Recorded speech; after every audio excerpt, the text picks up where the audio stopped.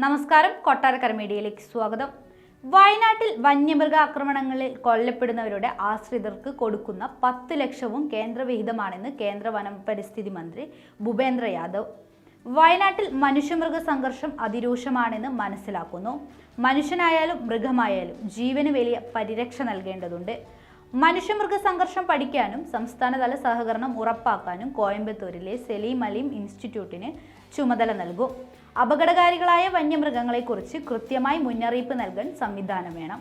കേരള, കർണാടക, തമിഴ്നാട് സംസ്ഥാനങ്ങൾ ഒരുമിച്ച് ആനത്താരങ്ങൾ അടയാളപ്പെടുത്തും.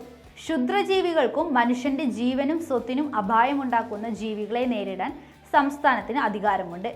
ചീഫ് വൈൽഡ് ലൈഫ് വാർഡന് ആവശ്യമായ നടപടി സ്വീകരിക്കാം. വന്യമൃഗ ആക്രമണങ്ങളിൽ കൊല്ലപ്പെടുന്നവരുടെ ആശ്രിതർക്ക് നൽകുന്ന സഹായധനം സംസ്ഥാന സർക്കാരിന് വേണമെങ്കിൽ കൂട്ടാമെന്നും കേന്ദ്രമന്ത്രി പറഞ്ഞു.